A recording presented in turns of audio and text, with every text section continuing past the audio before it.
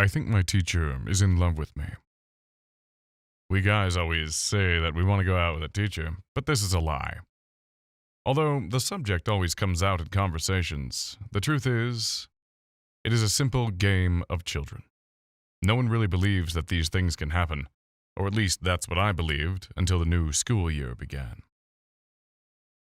I've always been very good at math, and thanks to the classes of my favorite teacher, Mr. Carl, I have been able to learn many things that will help me in the future when I become an engineer. This is why my life gave a 180 turnaround when I heard that Professor Carl was leaving my school.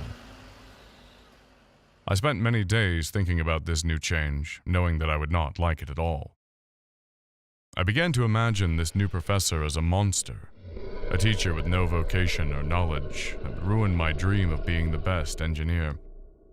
I spent the whole summer thinking about the same thing. And when the classes started, I realized that I was completely wrong. Professor Carl's replacement was Miss Johnson, a newly graduated teacher but with a lot of knowledge and desire to teach. From the beginning, I knew that there was a connection between us, since I was always the first finishing the exercises and, when she asked a question, she stood looking at me waiting for my answer. Everything was quite formal. But after the first 2 months of classes, we were much closer. We shared books, talked about unproven theories, and even made more difficult exercises than those that corresponded in class. She used to explain a new method to me, and then give me some exercises to do at home. And after I made them, she would correct them. It was the best thing that could have happened to me, a young and beautiful teacher who really cared about me, and who treated me in a special way.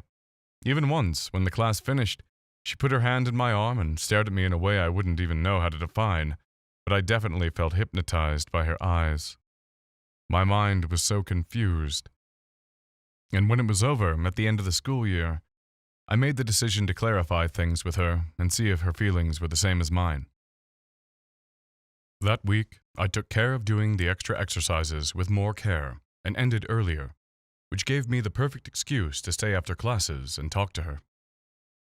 When we finally stayed alone, I approached her, gave her the exercises, and when I was about to tell her how I felt about her, a call came into her phone. On the screen appeared the photograph of a boy my age, very similar to me, but I could not read the name. While she talked on the phone, my heart was deflating. That meant I was not special at all. When she ended the call, I asked who she was speaking to, and she told me that it was with their dad. And seeing my face of confusion told me that the photo was of her brother, who was now out of surgery and that everything had gone out apparently well, but they didn't know if the cancer had completely disappeared. She told me that, from one day she saw the similarities between us and could not help getting attached to me, since I reminded her of her brother before the illness. While she was looking for a current photo of her brother, I could not believe how foolish I was, and told her that I had no time right now, but in the next class we could see the photos. That's how I learned to make better conclusions.